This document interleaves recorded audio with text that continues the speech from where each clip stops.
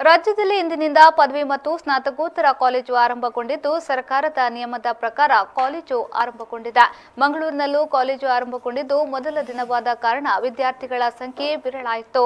Covid lockdown ಬಳಿಕ ಮುಚ್ಚಿದ ಕಾಲೇಜುಗಳು ಇಂದಿನಿಂದ ತೆರೆದಿದ್ದು ದಕ್ಷಿಣ ಕನ್ನಡ ಜಿಲ್ಲೆಯಲ್ಲೂ ಕೆಲವು ಪದವಿ ಕಾಲೇಜುಗಳು ತರಗತಿ ಆರಂಭಗೊಂಡಿವೆ. ಮಂಗಳೂರಿನ ಕಾರ್ಸ್ಟ್ರೀಟ್ನಲ್ಲಿರುವ ಸರ್ಕಾರಿ ಪ್ರಥಮ ದರ್ಜೆ ಕಾಲೇಜು ಸೇರಿದಂತೆ ಹಲವು ಕಾಲೇಜುಗಳಲ್ಲಿ ಸೂಕ್ತ ಮುಂಜಾಗ್ರತಾ ಕ್ರಮಗಳೊಂದಿಗೆ ತರಗತಿಯನ್ನ ಆರಂಭಿಸಲಾಗಿದೆ. ಕೋವಿಡ್-19 ನೆಗೆಟಿವ್ ವರದಿ ಇದ್ದ ವಿದ್ಯಾರ್ಥಿಗಳಿಗೆ ಮಾತ್ರ ತರಗತಿಗಳಿಗೆ ಪ್ರವೇಶ ಕಲ್ಪಿಸಲಾಗಿದೆ. ಅದೇ ರೀತಿ ಕಾಲೇಜಿಗೆ ಆಗಮಿಸುವುದಕ್ಕೆ ಸಮ್ಮತಿ ಇರುವುದಾಗಿ ಪೋಷಕರಿಂದ ಒಪ್ಪಿಗೆ ಪತ್ರ ತಂದಿರುವ ವಿದ್ಯಾರ್ಥಿಗಳಿಗೆ ತರಗತಿಗೆ ಪ್ರವೇಶ ನೀಡಲಾಗಿದೆ. ತರಗತಿ ಪ್ರವೇಶಿಸುವ ಮೊದಲು ಸ್ಯಾನಿಟೈಸರ್ ಮಾಡಿ ಕಡ್ಡಾಯ ಮಾಸ್ಕ್ ಧರಿಸಿದ ವಿದ್ಯಾರ್ಥಿಗಳು ಸುರಕ್ಷಿತ ಅಂತರದೊಂದಿಗೆ ಕುಳಿತುಕೊಂಡಿದ್ದಾರೆ. ತರಗತಿಯ ಪ್ರತಿ ಡೆಸ್ಕ್ನಲ್ಲಿ ಓರ್ವ ವಿದ್ಯಾರ್ಥಿಯಂತೆ ಶಿಕ್ಷಕರು ತರಗತಿ ನಡೆಸುತ್ತಿದ್ದಾರೆ. Doctor P Dayananda P Satish Pai government first ಏಡ್ ಕಾಲೇಜ್ ಮಂಗಳೂರು ಕಾರ್ಸ್ಟ್ರೀಟ್. ನಾವು ಇವತ್ತು 17ನೇ ತಾರೀಕು 17 ನವೆಂಬರ್ 2020 ಸರ್ಕಾರದ ಆದೇಶ SOP ನಿಯಮಗಳನ್ನು ಪ್ರಕಾರ SOP ನಿಯಮಗಳನ್ನು ಪಾಲಿಸಿ ಇವತ್ತು ತರಗತಿಗಳನ್ನು ನಾವು ಆರಂಭಿಸಿದ್ದೇವೆ. ಇವತ್ತು ಪ್ರಥಮ ದಿನ ಆದ್ದರಿಂದ ಅಂತಹ ವಿದ್ಯಾರ್ಥಿಗಳ ಕಾಲೇಜಿಗೆ ಹೆಚ್ಚಾಗಿ ಬಂದಿರೋದಿಲ್ಲ. ಇನ್ನೊಂದು ಕಾರಣ ಇದೆ ಅದಕ್ಕೆ, ಯಾಕಂದರೆ ಈಗಾಗಲೇ ನಾವು 372 ವಿದ್ಯಾರ್ಥಿಗಳ ಟೆಸ್ಟನ್ನು ಕಾಲೇಜಿನಲ್ಲೇ ನಡೆಸಿದ್ದೇವೆ.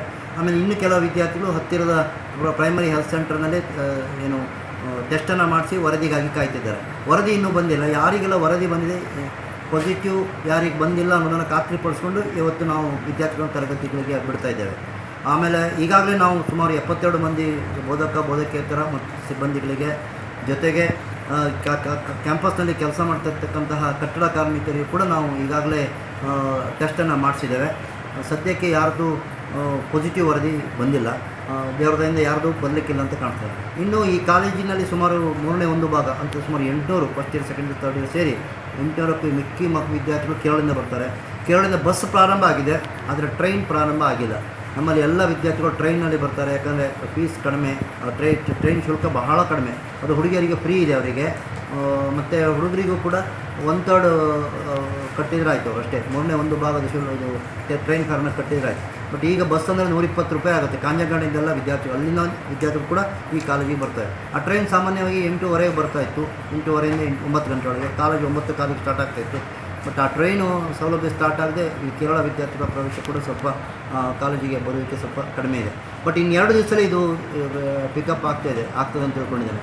ಯಾಕೆ ಅಂತ ಹೇಳಿದ್ರೆ ಈಗಾಗಲೇ ವಿದ್ಯಾರ್ಥಿಗಳು 6, 7, 8 ತಿಂಗಳ ಕಾಲ ಮನೆಯಲ್ಲೇ ಕುಳಿತು ಅವರು ಒಂಥರ ಅನಿಶ್ಚಿತತೆ ಮತ್ತು ಮುಂದೆ ಏನಾಗುತ್ತೋ, ಕಾಲೇಜ್ ಸ್ಟಾರ್ಟ್ ಆಗುತ್ತೋ ಇಲ್ಲೋ, ನಮ್ಮ ಭವಿಷ್ಯ ಏನು ಅಂತ ಒಂದು ಕಾತರ ಮತ್ತು ಅವರ ಮನಸ್ಸಿನಲ್ಲಿ ಭಾಳಷ್ಟು ಗೊಂದಲಗಳಿದ್ವು. ಆ ಗೊಂದಲಕ್ಕೆ